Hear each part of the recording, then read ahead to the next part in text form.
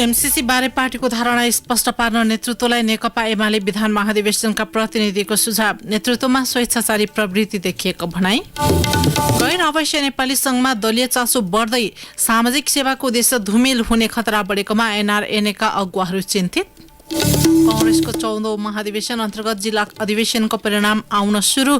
काठमाडौँ नगर अधिवेशनको मतदान जारी।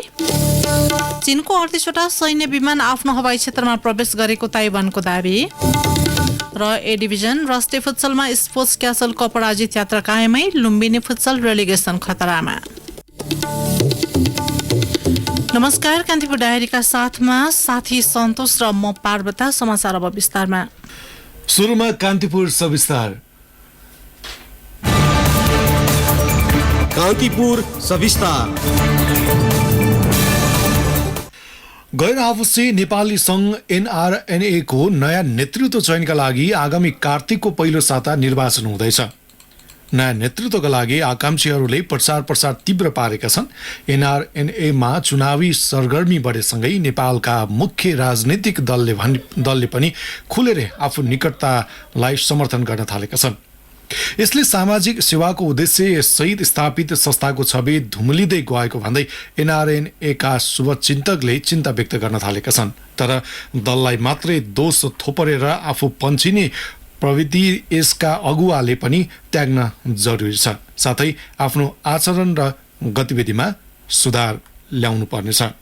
गत जुलाईमा अमेरिकामा भएको गैरावासीय नेपालीको राष्ट्रिय समन्वय परिषदको चुनावमा हात हालाहालको स्थिति भयो। त्यस्तै घटना पोर्चुगलमा पनि दोहोरियो। बेल्जियममा मतपेटिका नै तोडफोड भयो भने बेलायतमा निर्वाचन अधिकारीका काम नै प्रभावित पार्ने गरी हस्तक्षेप भएको र युएमा निर्वाचन नै हुन नसकेको घटना सतहमा देखिए। विश्वका 85 देशमा सञ्जाल फैलिएको संस्थामा देखिएको यो व्यथितिले सामाजिक अभियानका लागि स्थापित संस्था सिद्धान्त विमुख हुँदै गएको भन्दै आलोचना हुन थालेको छ। एनआरएनए को चुनावमा विदेशमा रहेका विभिन्न दल निकट भ्रातृ संगठनहरूको क्रियाशीलता पाइएका छन्। कुन देशमा कुन दलको संगठन बलियो छ भनेर देखाउन पनि एनआरएनए को मञ्च प्रयोग हुन थालेका छन्। यसरी खुलेआम देखिएको दलीयकरणले संस्थाको छवि बिगार्नेदेखि विदेशमा रहेका गैर राजनीतिक वृत्तका गैर आवासीय नेपालीलाई निराश तुल्याएको छ। तर आर्थिक समृद्धि सहित न्यायपूर्ण सामाजिक काममा अगाडि बढ्ने लक्ष्य राखेर स्थापित संस्थामा सतहमै देखिएको दलीयकरणको दोष दलका नेताहरूलाई मात्र दिएर पन्छिन्न नमिल्ने, बरु अभियन्ता स्वयंले पनि आफ्नो आचरण सच्याएर अघि बढ्न आवश्यक देखिएको बताउनुहुन्छ संस्थापक अध्यक्ष डाक्टर उपेन्द्र महतो। संस्थाभन्दा पनि बढी यसलाई जोड दिनुपर्ने छ। अभियानको रूपमा आफूले जानेका बुझेका कमाएका केही आर्थिक रूपमा कसरी सहयोग गर्न सकिन्छ, त्यो आफ्नो देशलाई चाहिँ समृद्ध बनाउन सक्छौं भन्ने भावले यो अभियान सुरु भएको हो। त्यसकारण राजनीतिक दलहरूलाई मात्रै हामीले चाहिँ दोष दिँदैनौँ। उहाँहरूको कामै के हुन्छ भने जहाँ भिड छ त्यहाँ उहाँहरू पुग्छ। अब यस्तो ठुलो संस्था छ गैर आवासीय नेपाली संघ, अब त्यहाँ उहाँहरू नपुग्नु भनेको चाहिँ त्यो भन्न पनि मिल्दैन र त्यो मिल्न पनि मिल्दैन। तर हामीले पनि आफूलाई त्यसबाट अलग राख्नुपर्छ। पछिल्ला 2 दशकमा अध्ययन र रोजगारीका लागि विदेशी नेपालीको संख्या 40 लाख नागिसकेको छ। विदेशमा फैलिएको नेपालीको सञ्जालसँगै उनीहरूका साझा सवाल पनि बढ्दै गएका छन्। एनआरएनएका अभियन्ताको अहिलेको मुख्य एजेन्डा ती सवाल सम्बोधन गर्नेतर्फ केन्द्रित हुनुपर्ने डाक्टर महतोको भनाइ छ। गैर आवासीय नेपालीहरूलाई देशको समृद्धिको सहभागितामा कसरी जोड्ने, त्यो बाहेक अरू कुनै उद्देश्य नै छैन त्यसको। त्यसले गर्दाखेरि त्यहाँको भोटले कहीँ नमानिने चुनिन्छ, न कुनै विशेष पदहरू चुनिन्छ। त्यो नितान्त पवित्र सामाजिक संस्था हो र यो रूपमा अगाडि बढ्छन्। यसअघि सूक्ष्म रूपमा मात्रै देखिएको राजनीतिक प्रभाव अहिले सतहमा आएको एनआरएनए वृत्तका जानकारहरू बताउँछन्। राजनीतिक दलहरूले आफ्नो विचारधारा मिल्ने समूहलाई जिताउन र एनआरएनएका नेताहरू पनि नेतृत्वमा आउन आफू निकट दलसँग नजिकिने प्रवृत्ति मौलाएको उनीहरू बताउँछन्। यसले संस्थाको योगदान र चर्चा माथि नै घात गर्ने एनआरएनए का सल्लाहकार टिबी कार्की बताउनुहुन्छ। नेपालको पोलिटिकल पार्टीले पोलिटिकल संगठनहरूलाई प्रयोग गर्नुहोस्। हामी विशुद्ध सामाजिक संस्था हौं, हामीहरूलाई तपाईहरुले प्रयोग गर्नतिर नलाग्नुहोस् र हाम्रा एनआरएनएका साथीहरू जो प्रयोग गराउनतिर लाग्दै हुनुहुन्छ नि, ती साथीहरू यी बन्द गर्नुहोस् भन्ने हाम्रो सुझाव। गैर आवासीय नेपाली संघको विधानमा कुनै पनि राजनीतिक दलसँग आबद्ध व्यक्तिले संघमा संलग्न हुन नपाउने स्पष्ट उल्लेख छ। त्यसैले पनि संघको नेतृत्व लिन चाहने व्यक्तिले विधानलाई मानेर दलीय झोला संघ बाहिरै छोड्नुपर्ने एनआरएनए का संरक्षक रामप्रताप थापाको तर्क छ। यस्तो क्यान्डिडेटहरुले चाहिँ मेम्बर हुन पाउने छुट्टै देखिएको छ। त्यति हुँदाहुँदै पनि त्यो हुन्छ भने हामीहरूले त्यसलाई हटाउनुपट्टि जानु पर्यो। त्यो सम्भव छैन भने अनि विकृतिपन आउन सक्छ भने कुन बाटोमा हामी जाने PNRN को यो आइएसले आफैले सोच्नुपर्छ। ठिक बाटोमा लाग्दैन कि भविष्य चाहिँ नि अलि अर्कै हुन्छ कि यसमा फुट आउने हो कि त्यसले गर्दाखेरि नचाहने तत्त्वहरूले चाहिँ नि अवसर पाउँछन्। गैर-आवासीय नेपाली संघको महाधिवेशनमा सबैभन्दा बढी प्रतिनिधित्व गर्ने अमेरिका, अस्ट्रेलिया, बेलायत र जापानमा राजनीतिक दलले आफ्नो शक्ति प्रदर्शन गरिरहेका छन्, जसका कारण त्यहाँबाट चुनावमा भाग लिने प्रतिनिधिको टुङ्गो लाग्न सकेको छैन। अर्कोतर्फ NRN भित्रकै सीमित व्यक्तिको आग्रहमा परराष्ट्र मन्त्रालयले कार्तिक पहिलो साताका लागि तय गरिएको चुनावका सम्पूर्ण गतिविधि रोक्न निर्देशन दिएको छ। स्वतन्त्र संस्थालाई राजनीतिक दबावमा आएर सरकारले नियन्त्रण गर्न खोजेको भन्दै यति बेला चर्को आलोचना भइरहेको छ। NRN संरक्षक थापा सरकारले परिपक्व संस्थालाई आफ्नै विधान अनुसार चल्न दिनुपर्ने तर्क गर्नुहुन्छ। नियम कानुनको हाम्रो चाहिँ नमिलेका विधानहरू जे छन् त्यो सबै कुरा मिलाउन हामी आफैमा सम्भव छ र NRN नै समस्या समाधान गर्नु र दिनु राम्रो हुन्छ र चुनावै रोकिने गरी गर्दाखेरि त यो अभ्यास त भविष्यको लागि राम्रो भएन। त्यसकारण NRNलाई विशुद्ध राख्ने हो र अझै पनि यसबाट कुनै राम्रो नतिजा निस्कन हुने हो भने हाम्रो समयमा यो चुनाव गराउन दिनुपर्छ। गैर-आवासीय नेपाली संघ अमुक दलको हैसियत नाप्ने संस्था बन्ने कि प्रवासी नेपालीको विश्वास केन्द्र, बहस यति बेला चुलिएको छ। भूकम्प, भारतीय नाकाबन्दी र कोरोना महामारीका समय प्रशंसा योग्य भूमिका निर्वाह गरेको NRN को छवि जोगाइराख्न पनि नेतृत्वमा आउन चाहने व्यक्तिले राजनीतिक आग्रह पूर्वाग्रह छोडेर आम गैर-आवासीय नेपालीको समर्थन जुटाउन कसरत गर्नै पर्छ। नत्र NRN भन्ने सामाजिक कार्य आफू निकट दलको भलोमै सीमित हुने खतरा पनि उत्तिकै छ। रेडियो कान्तिपुरका लागि इन्द्रलक्ष्मी घिमिरे। कान्तिपुर सविस्तार।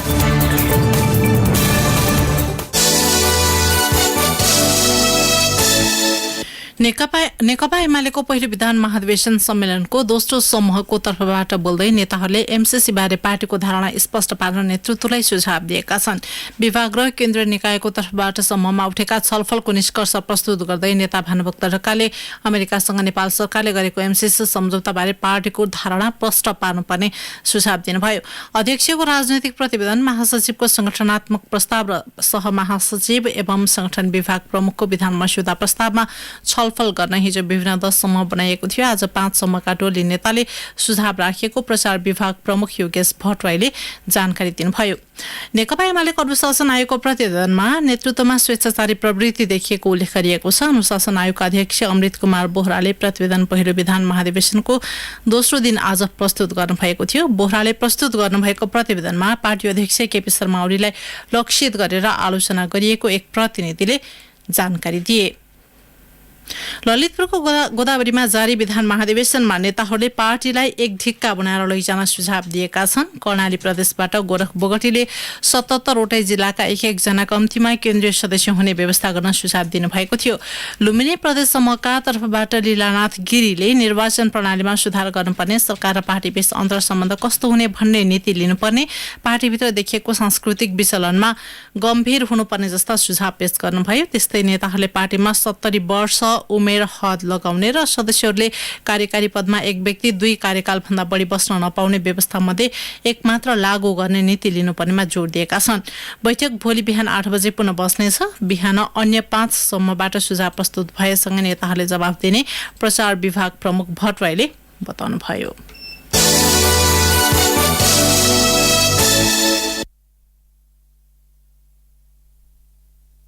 नेपाली कांग्रेसले 14औं महाधिवेशन अन्तर्गत जिल्ला अधिवेशन सुरु भएका 11 जिल्लाको मत परिणाम आउन थालेको छ। रुकुम पूर्वमा सभापतिमा पूर्व सहायक मन्त्री केशरमान रोका सहित 7 सदस्यीय पदाधिकारी सर्वसहमत चयन भएका छन्। त्यस्तै मुस्ताङमा सभापतिमा रोमी गौचन थकाली सर्वसहमत चयन हुनुभएको छ। त्यस्तै ताप्लेजुङ, सङ्खुवासभा, दोलखा, मनाङ, बाजुरा, बझाङ, रामेछाप, गोर्खा, मुगु, कालीकोट, हुम्लामा मतदान प्रक्रिया अघि बढेको केन्द्रीय निर्वाचन समिति सचिव जगन्नाथ श्रेष्ठले बताउनुभयो। गोर्खा बाहेक अन्य जिल्लामा महाधिवेशन प्रतिनिधि र जिल्ला सभापतिको निर्वाचन सँगै भएको छ। कांग्रेस पदाधिकारी तथा पूर्व पदाधिकारी बैठकले वडा अधिवेशन सम्पन्न भएका 64 जिल्लामा 14औं महाधिवेशनको संशोधित कार्यतालिका अनुसार अघि बढ्ने सहमति गरेको थियो। सोही अनुरूप दशैं अघि 21 जिल्लाको अधिवेशन सक्ने गरी अघि बढेको सचिव श्रेष्ठले बताउनुभयो। यसैबीच संघीय राजधानी रहेको काठमाडौँ महानगरपालिकामा 15 वर्षपछि हुन लागेको कांग्रेसको नगर अधिवेशनमा कडा प्रतिस्पर्धा देखिएको छ। दक्षिणकाली नगरपालिका 2 नम्बर वडाको क्रियाशील सदस्यता विवाद कायमै रहेकाले आज काठमाडौँ महानगर सहित 10 वटा पालिकामा नेतृत्व चयनका लागि मनोनयन दर्ता भएको छ। अपराह्न 4 बजे सुरु हुने भनेको मतदान केही प्राविधिक कारणले अझै सुरु हुन नसकेको निर्वाचन अधिकृत नरहरि आचार्यले जानकारी दिनुभयो। काठमाडौँ नगर सभापतिमा संस्थापन पक्ष र नेता कृष्ण सिटौलाका प्रगतिमान रञ्जित र संस्थापनेतर पक्षबाट नीलकाजी साक्यबीच प्रतिस्पर्धा हुने देखिएको छ। कान्तिपुर डायरीमा ब्रेकको पालो। कान्तिपुर डायरीमा अब बाँकी प्रसङ्ग। माओवादी केन्द्रका अध्यक्ष पुष्पकमल दाहालले एमालेसँग प्रतिवाद गरेर अघि बढ्न पार्टीका नेता कार्यकर्तालाई निर्देशन दिनुभएको छ। पार्टीको सम्पर्क समन्वय विशेष प्रदेश समितिले आज ललितपुरमा आयोजना गरेको प्रशिक्षण कार्यक्रममा अध्यक्ष दाहालले एमाले नेता कार्यकर्तालाई जाली फटाको संज्ञा दिँदै उनीहरूको प्रतिवाद नगरी आगामी निर्वाचन जित्न नसकिने बताउनुभयो। एमाले गणतन्त्र संहिता विरोधी रहेको भन्दै अबको 1.5 वर्ष जनतामा जान पनि पार्टी पंक्तिलाई उहाँले सचेत गराउनुभयो।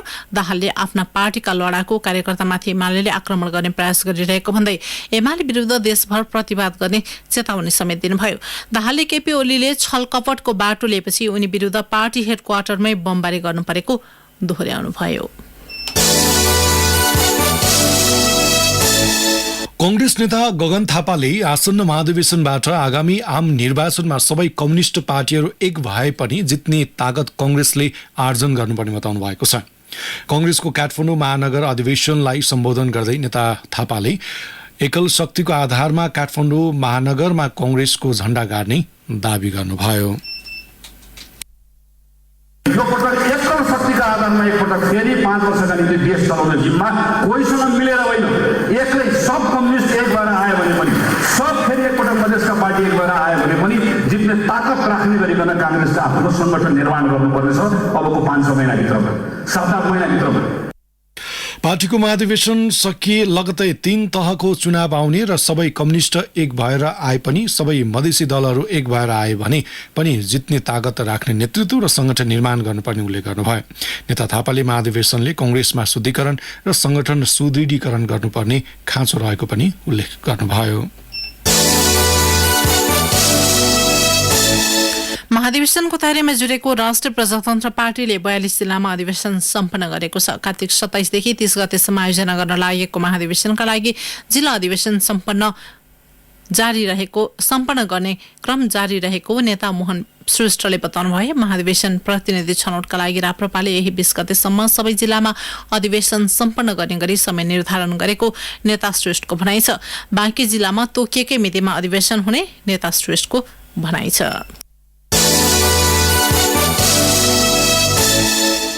सिन्धुपाल्चोकको तातोपानी नाका हुँदै नेपाली व्यापारीले दशैंका लागि आयात गरेको सामान सीमा पारी चिनिया नाकामा रोकिएका छन्।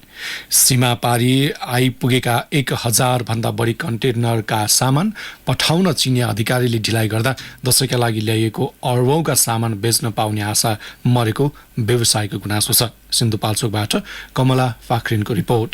यातायातमा लगाएको सीमाका कारण यो वर्ष पनि दशैंका सामान झिकाएका 1000 भन्दा बढी कन्टेनर तातोपानी तर्फको खासामा रोकिएका छन्। सीमित कन्टेनरबाट हुने आयातका कारण दशैंको सामान काठमाडौँ भित्रिन महिनौं लाग्ने व्यवसायी दानुरपु शेर्पाको भनाइ छ। चाहिँले पनि अब एकदम सीमित मात्रामा गाडी छोड्ने। अहिले हाम्रो दशैंको सिजन पनि छ र हाम्रो अहिले केरुङ नाका अलिकता प्राविधिक कारणले चाहिँ अलिकता काम भएको छैन भन्ने सुन्नमा आएको छ। त्यसकारण अलिकता फ्लो चाहिँ हाम्रो तात्पर्य भन्सारबाट बढेको कारणले गर्दाखेरि कम्तीमा 20वटा कन्टेनर यहाँबाट पारिपट्टि भरेको कन्टेनर 20वटा पठाइदियो भने हाम्रो अलिकता सहज हुन्छ। चीनले कोरोना भाइरसको संक्रमणको मुख्य कारण देखाएर सीमा नाकाबाट नेपाल आयात हुने कन्टेनरको संख्या घटाउँदै आएको हो। चीनिया अधिकारीले सीमा पारी आइपुगेको सामान खटाई पठाउँदा यसको नराम्रो असर नेपाली व्यापारीलाई सबैभन्दा धेरै परेको छ। नेपाल ट्रक कन्टेनर व्यवसायी संघका अध्यक्ष अर्जुन सापकोटा। पारिपट्टि खासाको त्यो जाङमुमा नि बसिरहेको अवस्था छ, पारिपट्टि लिपिङ पारी पनि आएर बसिरहेको अवस्था छ। त्यसले गर्दामा व्यापारीहरू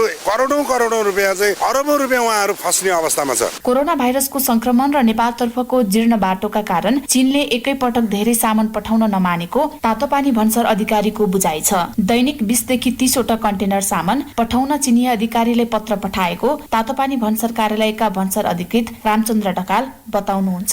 गाडीको संख्या बढाउनलाई चाहिँ यहाँबाट चिन्तर्फ एकदम प्रयास भइरहेको छ र उताबाट पनि सकारात्मक जवाब आएको छ। हामी माथि हाई लेभलमा कुरा गर्छौँ र चाहिँ गाडी संख्या बढाउँछौँ भनेर उहाँ उताबाट जवाब आएको छ र हामीले चाहिँ कमसेकम दिनमा चिनतर्फको चाहिँ 20 कन्टेनर सामान भनेको हाम्रो 40 हुन्छ, त्यो बराबर चाहिँ यहाँ कार्यालयबाट पहल भयो। सीमा नाकामा नेपाली व्यापारीको सामान प्रशस्त आइपुगे पनि नेपाल भित्रिन पाएको छैन। चिनिया अधिकारीले नेपाली व्यापारीको सामान सीमित संख्यामा पठाइदिँदा तातोपानी भन्सारको राजस्वमा समेत कमी आएको छ। छोटो दूरीमा चीनसँग जोडिएको तातोपानी नाकाबाट प्रशस्त सामान नेपाल आउन नदिने समस्या समाधानका लागि सरकारसँग व्यापारीले माग गरेका छन्। रेडियो कान्तिपुरका लागि कमला पाखरिन, तातोपानी सिन्धुपाल्चोक।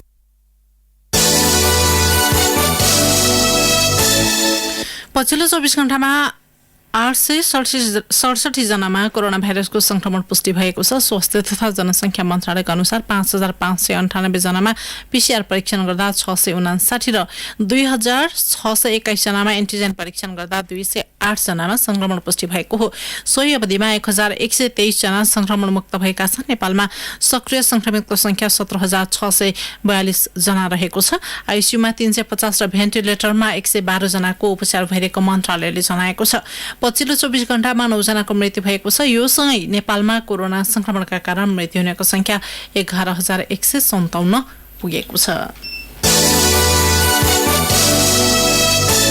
जनकपुरदेखि भारतको जयनगरसम्मको रेल सञ्चालन हस्तान्तरण गर्ने तयारी अन्तिम चरणमा पुगेको छ।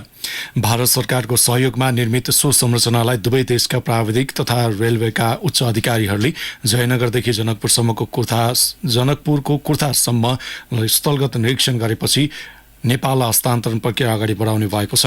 सो संरचना सञ्चालनमा नआउँदै भवनबाट पानी चुहिएको तथा केही स्थानमा निर्माण पूरा नभएकाले नेपालले स्वामित्व ग्रहण गर्न अस्वीकार गर्दै आएको थियो। रेल सञ्चालनको स्वामित्व ग्रहण पश्चात आफूहरूको प्रमुख ध्येय रेल सञ्चालन हुने नेपाल रेलवेका महाप्रबन्धक निरञ्जन झाले बताउनुभयो। तर रेल सञ्चालन गर्न आवश्यक कानुन भने हालसम्म बन्न सकेको छैन। रेल सञ्चालन तथा व्यवस्थापन गर्न केपी शर्मा ओली नेतृत्वको सरकारले वैशाख 22 गते ल्याएको अध्यादेश भदौ मसान्तदेखि निष्क्रिय थियो। यसबीच भारतको कोंकण रेलवे कर्पोरेसनसँग 84 करोड 65 लाख रुपैयाँमा खरिद गरिएको 2 सेट रेलको वारेन्टी असोज 3 गतेदेखि सकिएको छ। दुवै सेट इन्जिन 1 वर्षदेखि सीमावर्ती इनरुवा रेलवे स्टेसनमा थन्किएको छ।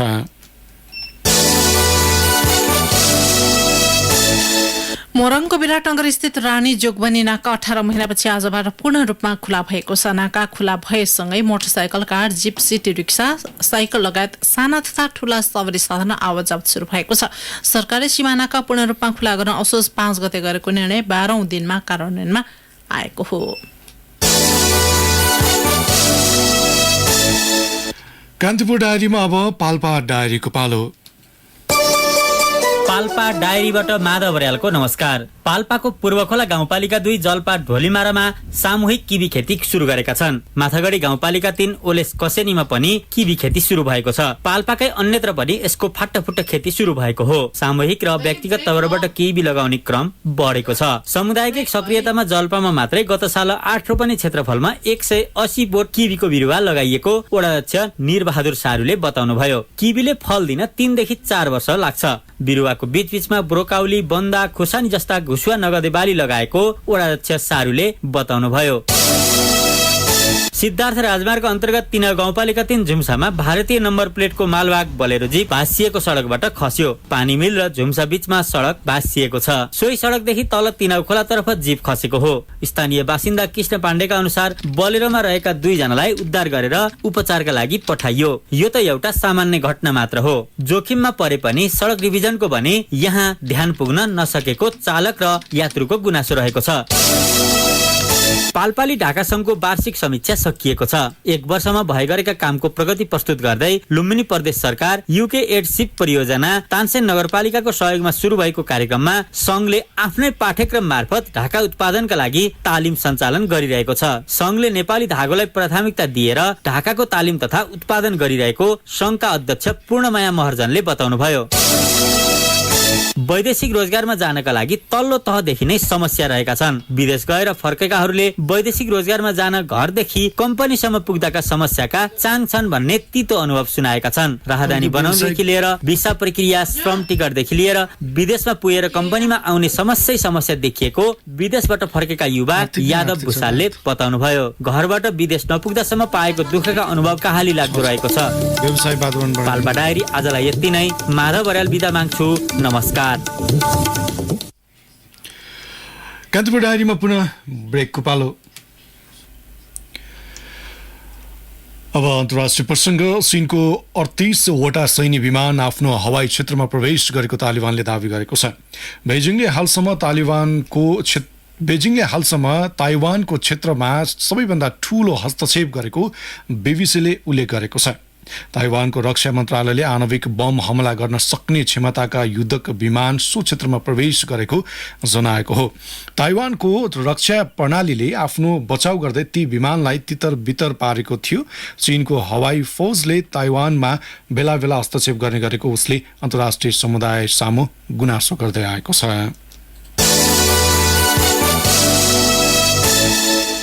अब खेल प्रसङ्ग। लुम्बिनी फुटसल पोखरामा जारी ए डिभिजन नेसनल फुटसल लिगमा रेलिगेसनमा पर्ने दोस्रो टोली बन्ने भएको छ। यसैकी 2 खेल बाँकी रहेको अवस्थामा प्रतियोगितामा अझै अङ्कविहीन रहेको झरना स्पोर्ट्स क्लब रूपन्देही रेलिगेसनमा परिसकेको छ। रेलिगेसन टार्न लुम्बिनीले बाँकी 2 खेलमा भारी अन्तरमा जित दर्ता गर्नुपर्नेछ र अन्य टोलीको नतिजामा पनि भर पर्नुपर्नेछ। पोखराको कवडहलमा भएको आजको पहिलो खेलमा राइजिङ क्लब धरानसँग 5-6 ले पराजित भएपछि 6-5 ले पराजित भएपछि लुम्बिनीको रेलिगेसन खतरा थप बढेको हो। यस्तै आजै भएको दोस्रो खेलमा फुटसल 5 धरानलाई 3-2 गोलले हराउँदै स्पोर्ट्स क्यासलले पनि अपराजित यात्रा कायमै राखेको छ। 2-1 ले पछि परेको अवस्थालाई दोस्रो हाफको अन्तिम 5 मिनेटमा उल्ट्याउँदै स्पोर्ट्स क्यासलले नतिजा आफ्नो पक्षमा पारेको हो। यो जितले स्पोर्ट्स क्यासलको 22 अङ्क भएको छ भने उसले दोस्रो स्थानको राइजिङसँगको दूरी 6 अङ्कले बढाएको छ। न्यू डायमन्ड स्पोर्ट क्लब 6औं एनभीए क्लब भलिबल च्याम्पियन बनेको छ। त्रिपुरेश्वर स्थित राष्ट्रिय खेलकुद परिषदको कवर हलमा भएको फाइनल खेलमा विभागीय टोली नेपाल एफएफ क्लबलाई 3-1 सेटको नतिजामा पराजित गर्दै न्यू डायमन्ड च्याम्पियन बनेको हो। पहिलो सेट 24-26 को नतिजामा गुमाएको न्यू डायमन्डले त्यसपछिका लगातार 3 सेट आफ्नो पक्षमा पार्दै च्याम्पियन बन्न सफल भयो। खेलमा न्यू डायमन्डले दोस्रो 25-21, तेस्रो 25-17 र चौथो सेटमा 25-17 नतिजा निकालेको हो। सेमिफाइनलमा विभागीय टोली आर्मीलाई पराजित गर्दै एफएफ फाइनलमा आइपुगेको हो। त्यस्तै च्याम्पियन न्यू डायमन्डले पनि विभागीय टोली नेपाल पुलिस क्लबलाई पराजित गर्दै फाइनल यात्रा तय गरेको थियो। च्याम्पियन बनेको न्यू डायमन्डले उपाधिसँगै 4 लाख रुपियाँ नगद हात पारेको छ। त्यस्तै उपविजेता एपीएफले 2 लाख, तेस्रो हुने त्रिभुवन आर्मी क्लबले 1 लाख रुपियाँ प्राप्त गरेको छ। हवस् त यिनै प्रसङ्गसँगै कान्तिपुर डायरीको यो बुलेटिन यही सकिन्छ। 8 बजे सेक्युरिटी एन्ड क्राइम डायरी हुनेछ। साथी सन्तोष र म पार्वता आज्ञा माग्छौँ। नमस्कार।